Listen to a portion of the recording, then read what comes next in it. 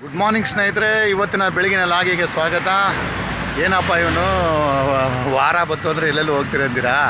ನೋಡಿ, last week Sunday ನಿಮಗೆ ತುಮಕೂರು ಆದಿಚುಂಚನಗಿ ತೋರಿಸಿದ್ದೆ. ಇವತ್ತು ಮೈಸೂರಿಂದ ಹೋಗ್ತಾ ಇದ್ದೀವಿ. ನೋಡಿ ಯಾರು ಹೋಗ್ತಾ ಇದ್ದೀರಿ ಅಂತ.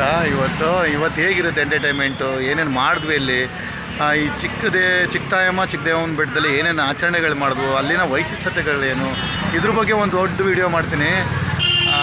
ಏನು ಮಾಡೋ ಸ್ನೇಹಿತರೆ, ಸಮ್ಮರ್ ಸೀಸನಲ್ಲೇ ನಮ್ದು ಏನಾದ್ರು ಕೆಲಸಗಳಿದ್ರೆ, ಅರ್ಕೆಗಳಿದ್ರೆ ಎಲ್ಲ ಮುಗಿಸ್ಕೋಬೇಕು. ಸೊ ನಮ್ಮ ಫ್ರೆಂಡು ಮರ್ಸಮ್ಮನವರು ಮತ್ತು ಮನೀಶ್ ಮನನ್ ಪೇರೆಂಟ್ಸ್, ನಿಮ್ಗೆ ಗೊತ್ತಿರಬೇಕು, ಆಲ್ರೆಡಿ ಅವ್ರದ್ದು ವೀಡಿಯೋಗಳು ಸುಮಾರು ಕಡೆ ನನ್ನ ಕರ್ಕೋಗಿದ್ದಾರೆ. ಸರಿ ಸುಮಾರು 7 ಗಂಟೆಗೆ ಮೈಸೂರಿಂದ ಹೊರಟವು.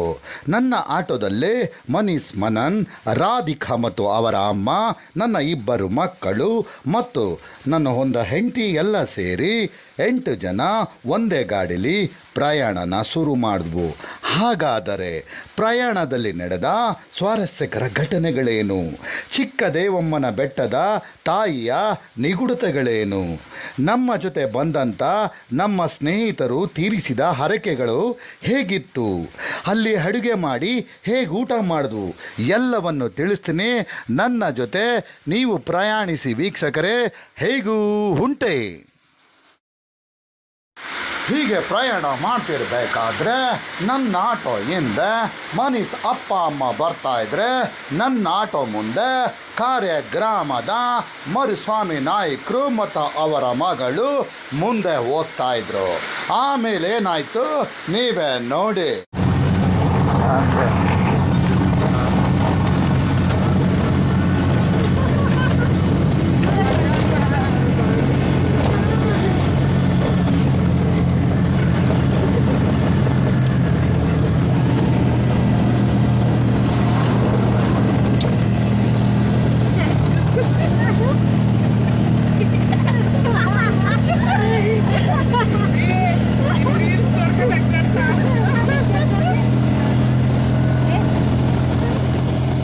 ನಮ್ಮ ಮುಂದೆ ಹೋಗ್ತಾ ಇದ್ದಾರೆ ದೀಪಿಕಾ ಮತ್ತು ಮರ್ಸಾಮಣ್ಣನವರು.